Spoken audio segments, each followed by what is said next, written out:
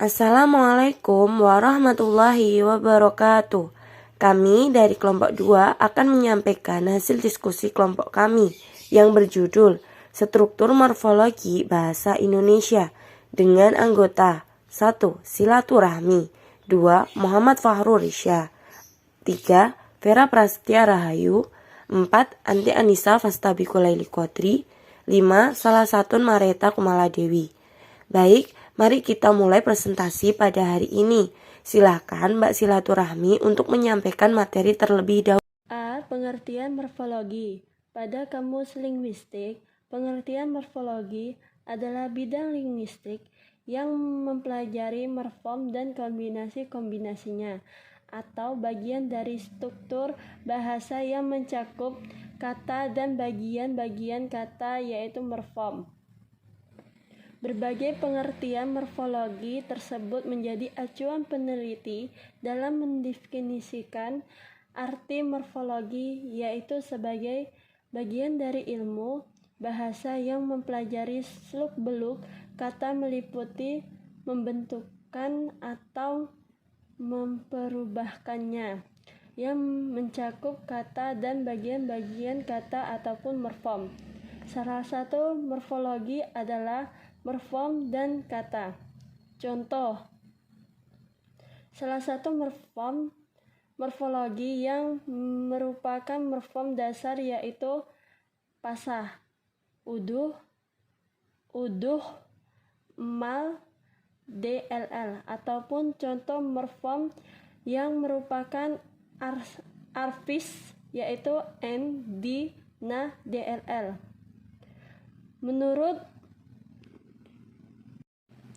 Menurut Charles F. Horkett menyatakan bahwa morfologi atau morfem adalah satu gramatik terdiri atas unsur-unsur makna dalam suatu bahasa. Sejarah dengan pernyataan di atas, morfem dapat disebut sebagai satu kebahasaan terkecil. Tidak dapat lagi menjadi bagian yang lebih kecil yang terdiri atas deretan form, membentuk sebuah struktur dan makna gramatik tertentu. Berdasarkan jenisnya, morfem terbagi dalam dua jenis, yaitu morfem bebas dan morfem terkait. Morfem bebas adalah morfem yang terdapat terkaitan dengan morfem lain, dapat langsung digunakan dalam bentuk pertutupan. Sedangkan morfem terkait adalah morfem yang harus terlebih dahulu bergantungan dengan morfem lain untuk dapat digunakan dalam pertutupan. Morfem dalam pembentukan suatu kata. Morfem dalam pembentukan suatu kata prosesnya karena dalam setiap bahasa terdapat sejumlah satuan leksikal yang abstrak yang mendasari berbagai bentuk inflektif sebuah kata. Satuan leksikal itu disebut sebagai leksem. Dalam bahasa Inggris misalnya kata slap, sleeps, dan sleeping adalah bentuk kata yang berasal dari kata satuan dasar yang sama. Sleeps adalah leksem yang dapat diubah menjadi slap, sleeps, dan sleeping. Perubahan kata dari kata dasar menjadi beberapa kata adalah proses morfemis. Tersebut disebut sebagai derivasi. Derivasi ialah konstruksi yang berbeda distribusinya daripada dasarnya. Sedangkan infleksi adalah konstruksi yang menduduki distribusi yang sama dengan dasarnya. Dalam bahasa-bahasa Eropa, utamanya Inggris, pengertian derivasi dan infleksi dapat dikenakan secara konsisten. Misalnya books dari kata book, stop, stopped, stopping dari kata stop. Semua bentuk seperti books jika mendapat sufiks merupakan infleksi, seperti walls, walls, chairs, chairs, dan sebagainya. Namun di dalam bahasa Indonesia tidaklah demikian, karena sistem afiks dalam bahasa berbeda dengan bahasa Inggris. Contohnya menggunting, termasuk derivasi. sedangkan membaca dan mendengar adalah infleksi.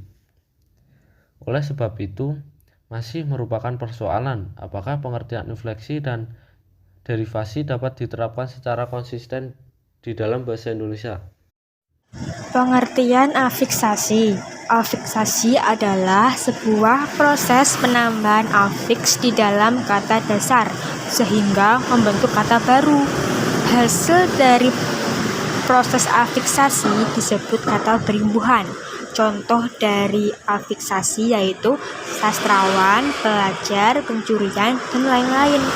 Ciri-ciri kata berimbuhan hasil dari afiksasi yaitu yang pertama, kata berimbuhan ialah kata yang terdiri atas lebih dari satu morfem atau polimorfemis dan salah satu atau lebih morfemnya berupa afiks. Yang kedua yaitu kata berimbuhan ialah kata yang mempunyai makna gramatikal atau makna gramatis. D. Almorf dalam bentuk morfem. Morf adalah nama untuk semua bentuk yang belum diketahui statusnya, sedangkan almorf adalah nama untuk bentuk tersebut kalau sudah diketahui status morfemnya. Almorf adalah bentuk-bentuk relasi yang berlainan dari morfem yang sama, yang merupakan perwujudan konkret di dalam pertuturan dari sebuah morfem. Pembicaraan mengenai almorf terkait erat dengan morfofonemik. Artinya, variasi morfem timbul sebagai akibat bertemunya morfem lain. Almorf adalah bentuk-bentuk relasi yang berlainan dari morfem yang sama, yang merupakan perwujudan konkret di dalam pertuturan dari sebuah morfem. Macam-macam kata ulang. Kata ulang dibagi menjadi dua. Yang pertama, kata ulang berdasarkan bentuk. Dan yang kedua, kata ulang merubah makna kata.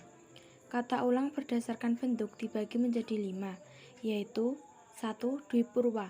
Dwipurwa ialah kata ulang sebagian. Kata-kata jenis ini mengalami suatu perulangan pada sebagian katanya saja, misalnya leluasa, sesaji, dan lain sebagainya. Kedua, dwilingga. Dwilingga ialah kata ulang menyeluruh. Kata ulang jenis yang satu ini ialah kata yang mengalami suatu pengulangan secara keseluruhan, misalnya bapak-bapak, anak-anak, dan lain sebagainya. 3. Kata ulang merubah bunyi. Jenis kata ulang yang satu ini mengalami suatu perulangan disertai dengan suatu perubahan bunyi pada sebagian kata, misalnya yaitu teka-teki, mundar-mandir, dan lain sebagainya. 4. Kata ulang berimbuhan.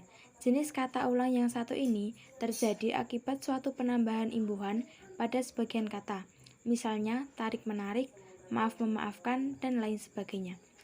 Dan yang kelima, kata ulang semu. Jenis kata ulang yang satu ini ialah kata yang mengalami suatu proses pengulangan seluruhnya, tetapi tidak bisa dipisahkan, misalnya kupu-kupu, laba-laba, dan lain sebagainya. Dan yang kedua, kata ulang merubah makna. Kata ulang merubah makna dibagi menjadi 5. Yang pertama, menyatakan kesamaan. Jenis kata ulang yang satu ini ialah kata ulang yang mengalami suatu pembentukan makna, misalnya keibu-ibuan, kemuda-mudaan, dan lain sebagainya. Dan yang kedua, menyatakan saling. Jenis kata ulang yang satu ini mengalami suatu pembentukan makna, misalnya pukul-memukul, salam-salaman, dan lain sebagainya. Dan ketiga, menyatakan jamak dan beragam. Jenis kata ulang yang satu ini mengalami suatu pembentukan makna, misalnya sayur-mayur, buah-buahan, dan lain sebagainya. 4. Menyatakan intensitas. Jenis kata ulang yang satu ini mengalami suatu pembentukan makna, misalnya bolak-balik, mundar-mandir, dan lain sebagainya. Dan yang terakhir, menyatakan bilangan. Kata ulang jenis yang satu ini mengalami suatu pembentukan makna, misalnya 11, 22, 33, dan lain sebagainya.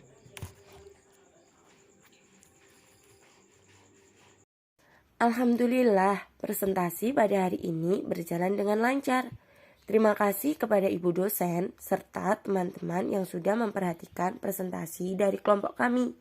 Mohon maaf bila ada salah kata yang disengaja maupun yang tidak disengaja. Sekian dari kelompok kami. Wassalamualaikum warahmatullahi wabarakatuh.